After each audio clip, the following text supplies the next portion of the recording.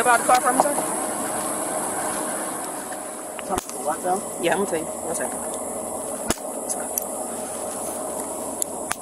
Got a traffic warrant. So you telling me to jump for a traffic warrant? Yes, sir. You up here, bro. You didn't show up to court. I didn't know that. When for what though?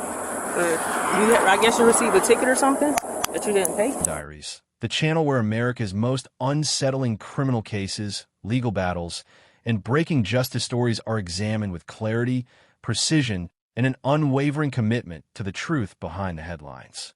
Before we continue, please do not forget to like, subscribe, and turn on notifications so you never miss an update from this channel.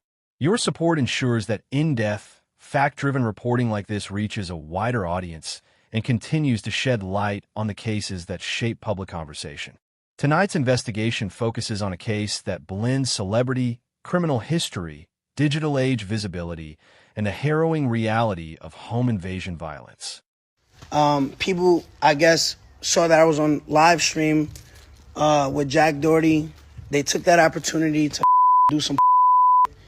Like I said, it's me, so I get it. The rules are different for me. But if it was your favorite artist, your favorite actor, and that was done, they don't get no cool points for that. My mom is. It centers on rapper Tekashi 6ix9ine, whose legal name is Daniel Hernandez, and a disturbing incident that unfolded inside his Florida residence during a live stream watched by thousands.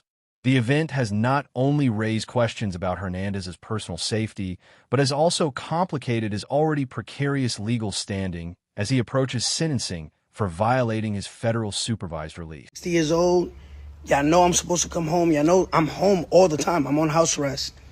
So y'all take the opportunity that I'm not home. Y'all see me on live stream with Jack Doherty in Miami, and y'all do that. That's whack. Get no coupon for. I don't think nobody respects that. The break-in occurred on a Sunday night, a night when Hernandez was not home. Instead, he was on a live stream with YouTuber Jack Doherty. Know the vibes. We outside. Here with my boy Jack. Yes, sir. Fresh home. Yeah, straight out of jail, baby. Straight out of jail. Oh, your mugshot? Yeah. Hey, That's we're live funny. on Party. Appearing relaxed, energetic, and fully engaged with the audience. As Hernandez laughed and joked on camera, four masked intruders allegedly forced their way into his residence.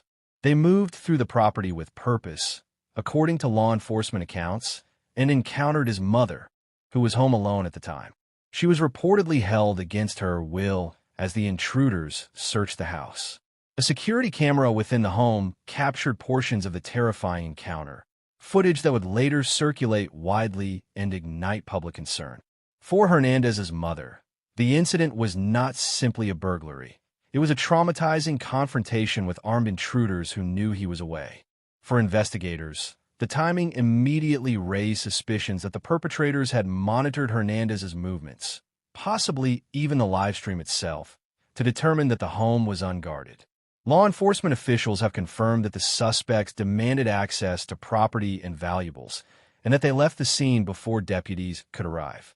The incident unfolded just days before Hernandez was scheduled to appear for sentencing in federal court. That sentencing stems from supervised release violations tied to a 2019 plea deal in which Hernandez admitted involvement in racketeering activity connected to the 9 Trey Gangsta Bloods.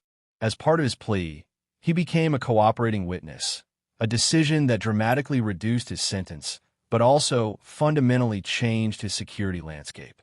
Since then, Hernandez has repeatedly been at the center of violent encounters, public confrontations, and legal scrutiny. This latest event, however, occurred at a particularly sensitive moment. Prosecutors had argued that Hernandez violated the conditions of his release. I don't know which is which. Registration insurance. License plate? Registration insurance. Okay. But take this. It's license plate. Just give me the registration insurance. Okay.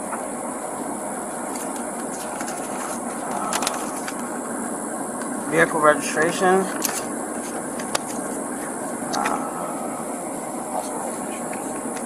No, the insurance should be here. Pointing to incidents in which controlled substances were found in his home and alleging additional behavior that contradicted federal expectations for supervised defendants. The home invasion, therefore, collided with an already unfolding legal crisis. complicating both his defense strategy and public perception. In the hours that followed the break-in, Hernandez addressed the situation publicly. His tone shifted dramatically from the energy shown on the live stream.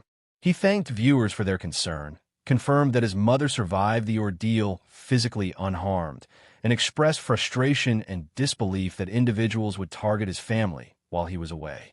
He emphasized that his mother did not deserve to be placed in harm's way, a sentiment that resonated strongly with both supporters and critics.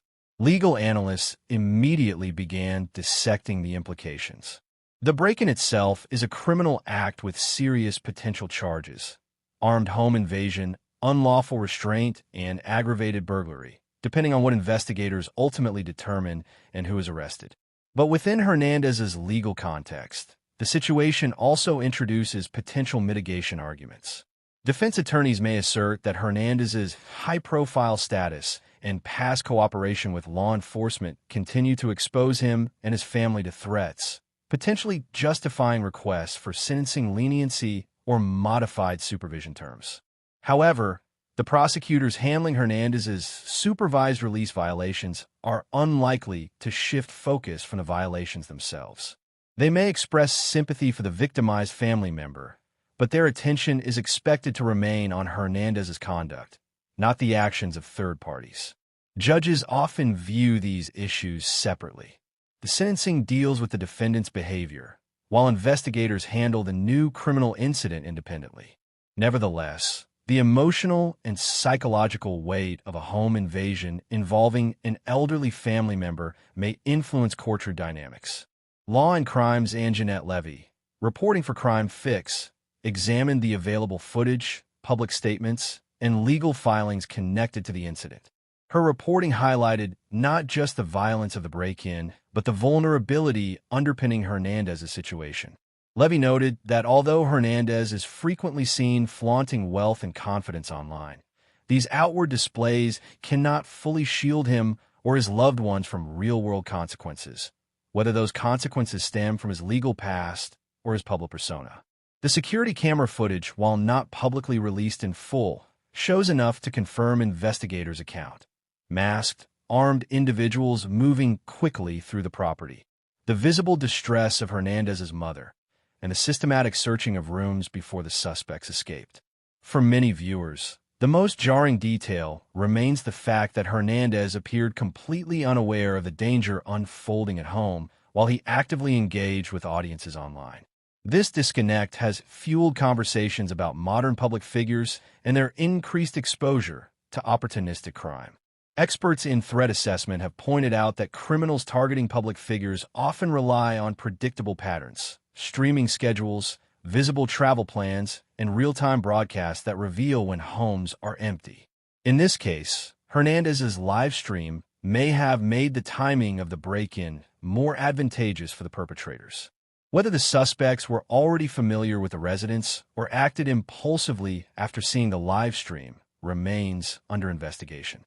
What is clear is that the event reinforces the risks associated with public digital visibility. As of the latest reports, law enforcement officials have not publicly confirmed any arrests. Detectives continue reviewing security footage, neighborhood surveillance, and potential evidence left behind. Authorities have urged anyone with information to contact the relevant investigative teams. Hernandez, meanwhile, has reportedly taken steps to increase security for his family, and his legal team has not ruled out the possibility of mentioning the incident in upcoming court proceedings. The case raises broader questions about how federal courts consider external threats during supervised release sentencing. Judges consistently maintain that outside events cannot erase violations. However, they can influence discussions of rehabilitation, risk, and necessary conditions. Hernandez's defense may argue that the home invasion